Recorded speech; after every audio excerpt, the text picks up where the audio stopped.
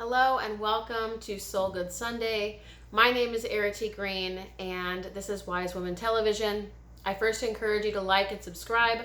Liking ensures that other people receive this message and other people are supported on their journeys just as you are right now. And subscribing ensures that you get to keep this commitment to yourself, that every single time a notification, if you press the bell button, every time that it comes up, you get an opportunity to return to this space, return to yourself, and ensure your ongoing commitment to your spiritual and self-growing journey. So thank you for being here. This is Soul Good Sunday. So I always come in with a theme and an experience. And today's theme is all about discovering who you really are. So that sounds very lofty and conceptual and abstract and pretty. And I want to break that down a little bit and share with you what that means and looks like for me and how we do that. And then offer an experience for you to contact that within your own experience and your own life. So discovering who we really are, I would like to share a few things first about ego and what that is, as well as how we can learn to not identify with ego so that we can experience our true, authentic spiritual self, our soul's awareness itself. And so I'll share a little bit about both and how we can sort of occupy both perspectives and how they both serve.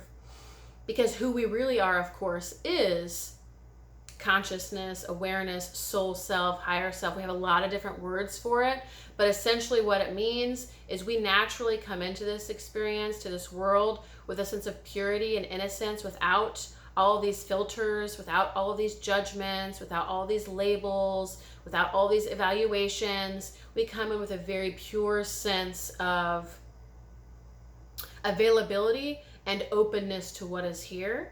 And over time, that pure sense, that natural state of unconditional love and acceptance, it sort of gets bombarded or hijacked because of the experiences that we have and the conditioning that we experience in our lives. And so we end up creating this ego identity that becomes the role or character that we play in this life.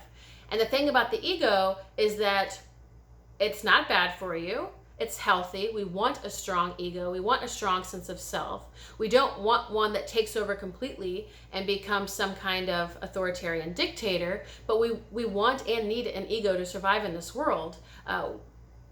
It's a physical plane. We require physical selves, and the whole point is coming here to experience a unique ego identity or point of consciousness or personality in this dualistic plane. Like, that's the whole point. So it would be nonsense for us to be here as spirit or as oneness or whatever that people tend to point to in New Age traditions or spiritual communities. We hear a lot about oneness. Well, we're not here for that.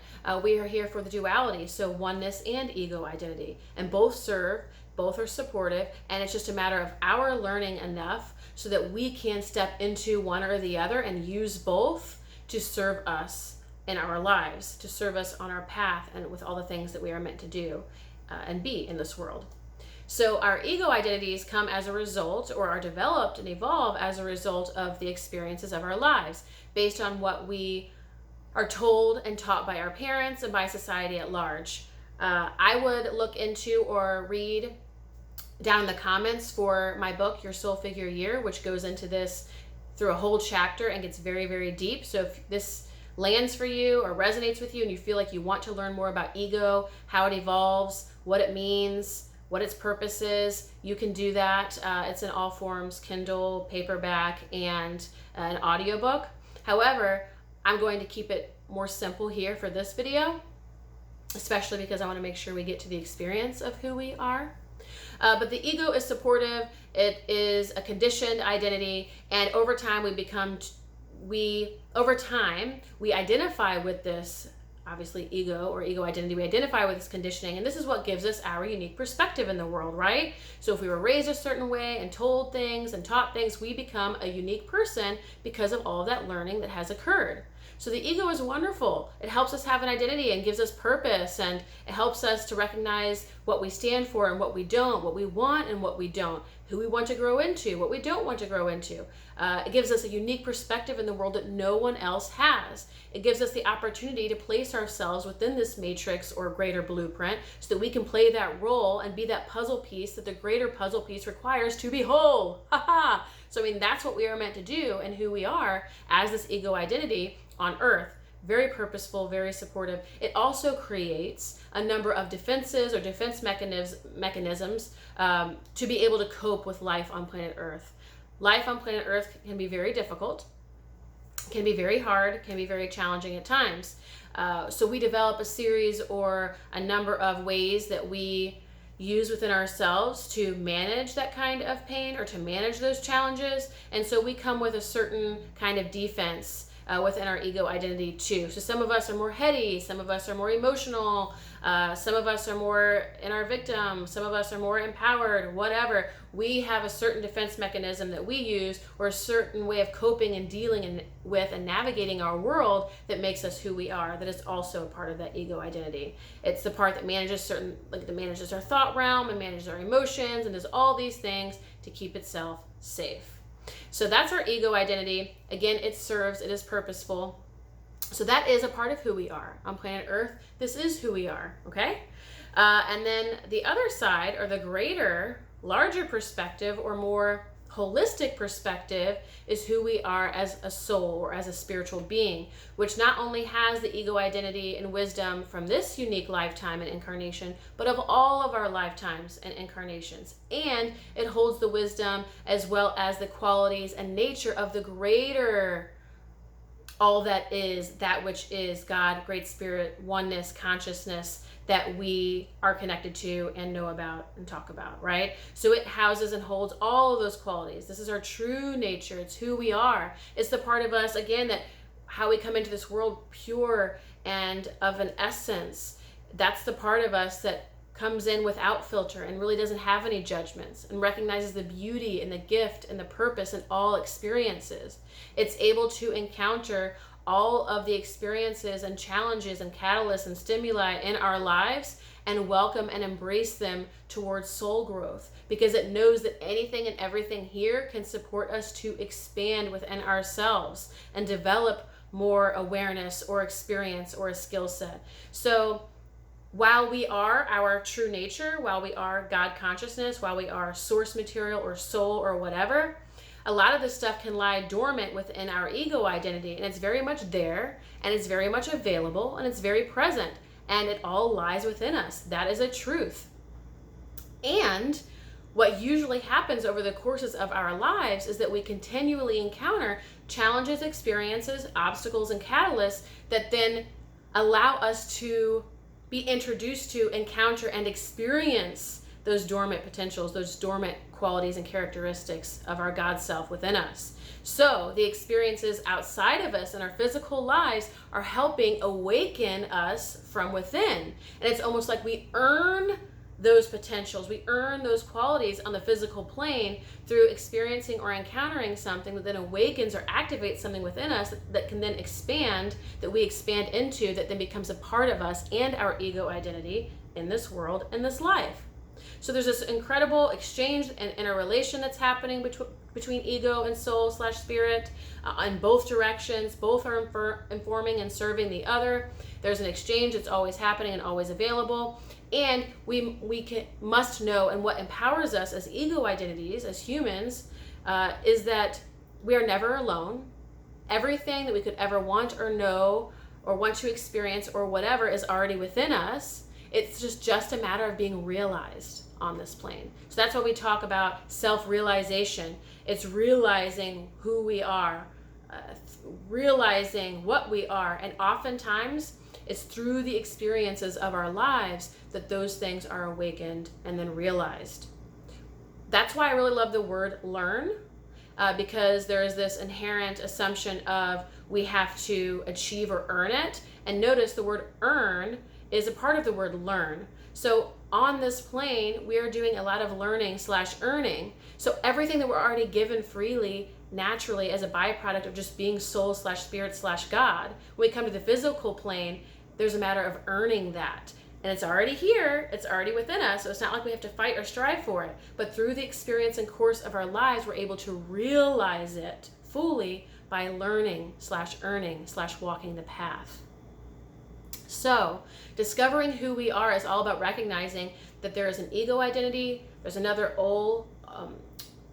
larger, more holistic or whole perspective in terms of our soul, spirit, God consciousness, or God self, or whatever. And that this ego identity can be limiting at times, because while it gives us purpose and gives us this unique perspective and identity, it gives us a unique contribution to the world, it can be quite limiting in terms of us believing things are a certain way, or wanting things only a certain way, or seeing or perceiving things only a certain way, and then we can get stuck.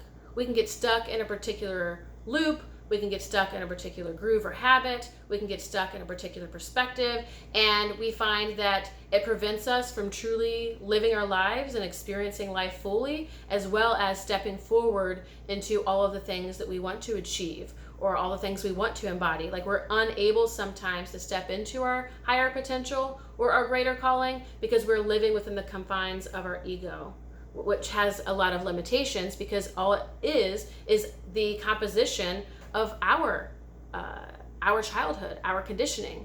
We weren't availed to everything that can happen to everyone at all times, so we would be limitless, right? We just experienced our little neck of the woods. So our ego can be limiting, and we can create these paradigms or perspectives or the set of assumptions, beliefs, values that perhaps aren't truly aligned with who we are at a deeper, more holistic level. So ego serves, yet it can throw us off when we identify primarily with that and only that, when we're unwilling to check or question or inquire that identity or those beliefs, value systems, and so on that we've inherited and adapted from the larger culture or from our own home and family.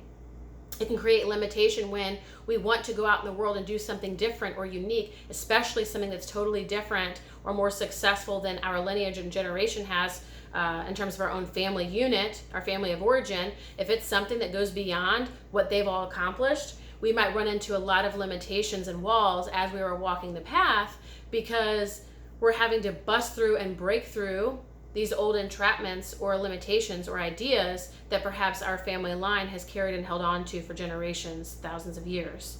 And so there are a lot of different ways in which in this life we end up being limited by our ego instead of it serving a greater purpose.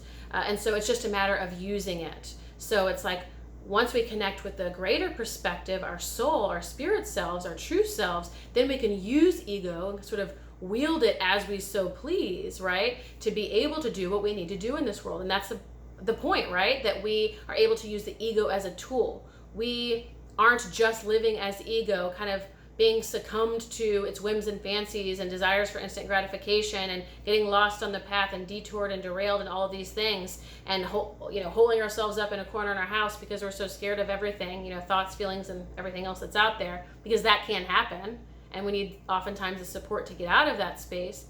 That's not really the design, but that's what happens when we identify wholly with ego. And that's why there's so much suffering in this world, because most of us, especially in Western culture, we are aligned with ego identity and we're not aware of holistic identity, who we truly are.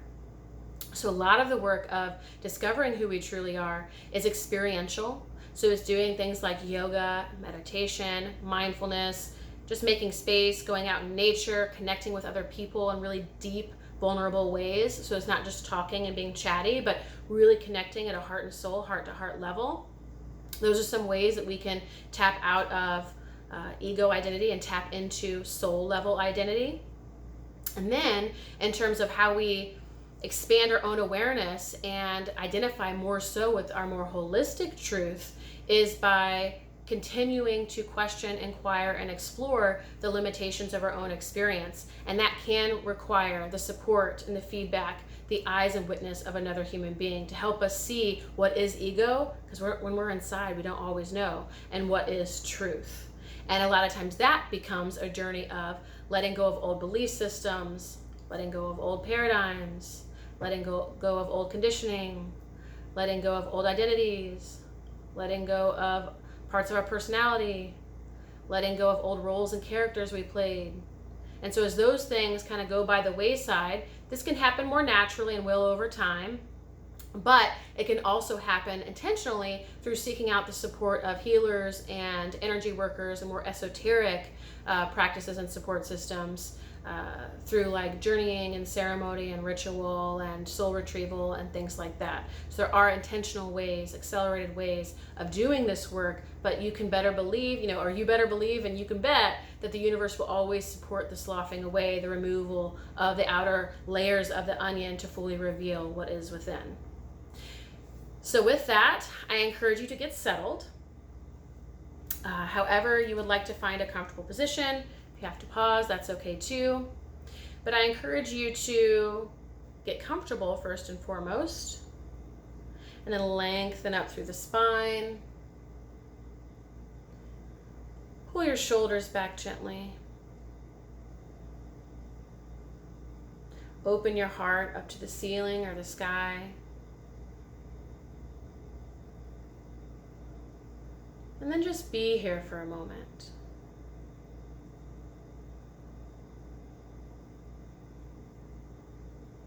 You might take notice of your breath.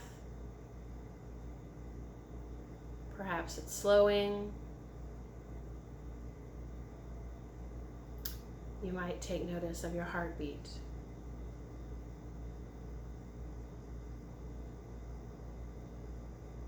You might even take notice of any feelings or sensations that are coming up to say hello,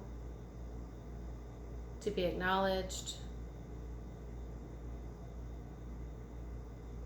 Give them a moment of your attention and then slip away again.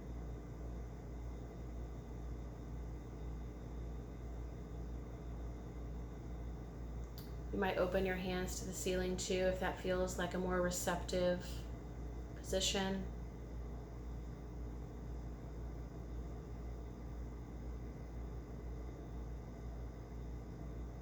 Then from here, I invite you to take 3 deep breaths. So these are long breaths, more so than big breaths. So you're going to inhale to the very top of your inhale. Then exhale to the very bottom of your exhale.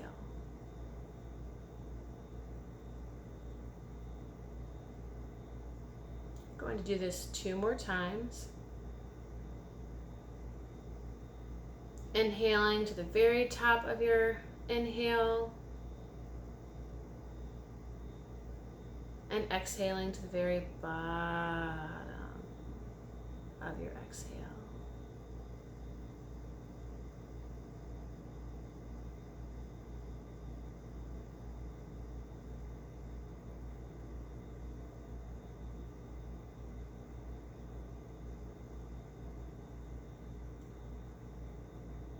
Once you finish with those 3 deep, long breaths,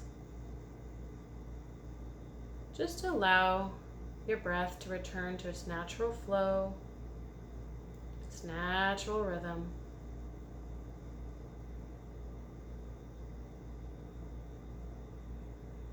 You might follow your breath and bring it to different places in your body that feel like they could use some nurturing and support.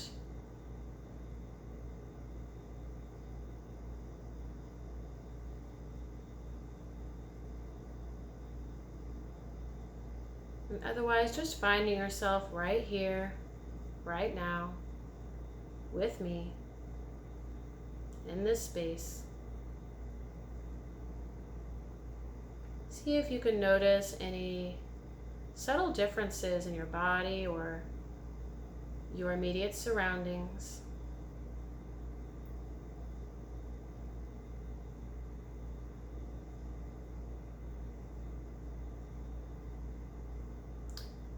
Now from here, I encourage you to gently take your hands and place one hand over your heart The other one you can place just beneath your heart or your sternum if you so choose, or just your hand over your heart. I want you to breathe into this space and simply be here. So bring that breath down to your hand that's over your heart.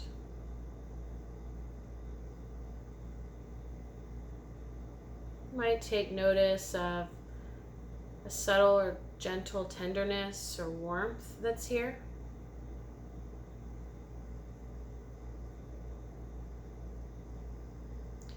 So give some focus to that tenderness and warmth through your breath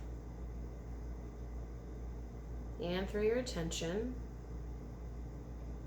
and through your intention.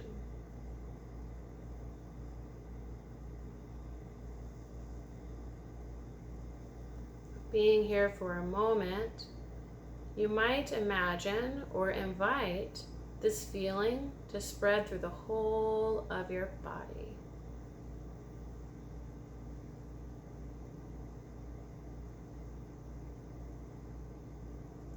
So spreading out from head to toe, toe to head,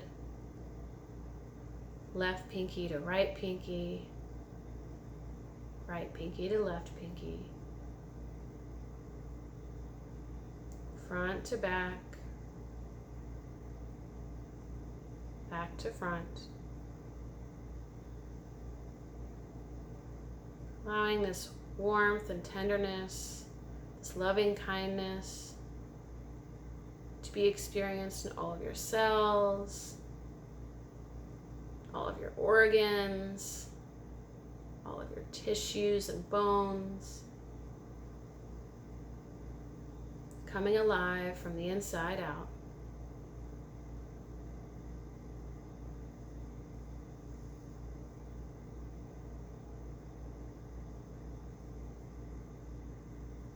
Just take a few more moments to receive the experience that's here.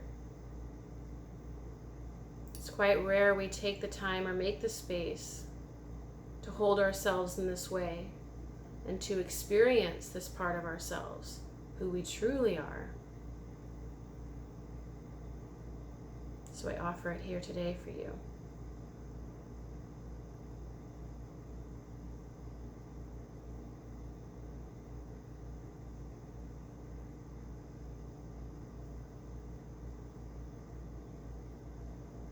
If you find that you're having any distracting thoughts, you can return your attention to the hand over your heart, the hand over your belly or abdomen, and return your attention to your breath. You can return your attention to all the parts of your body making contact with the earth or a solid surface.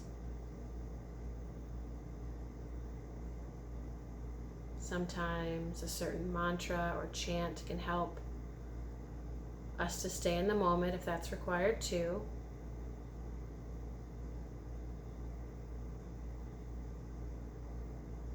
It's just a couple more moments, a couple more breaths.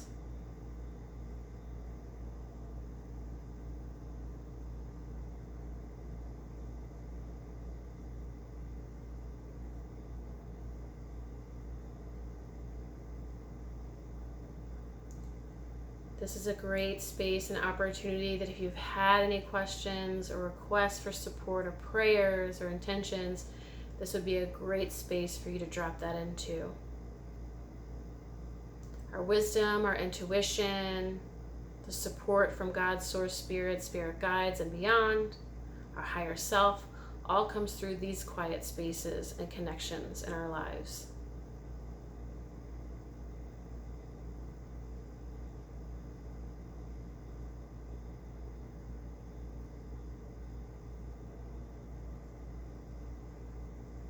Now bringing your attention back to your breath.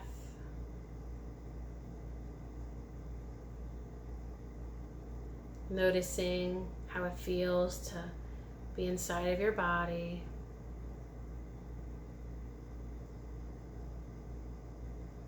Remembering the room that you're in, even though your eyes are closed. Reorienting yourself to your surroundings, what you're sitting on, time of day it is, where you're at, what you're doing.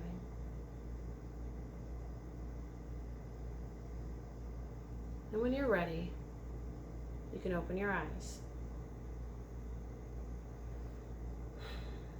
So thank you. Thank you for joining me for Soul Good Sunday. And I look forward to seeing you next week. Take care.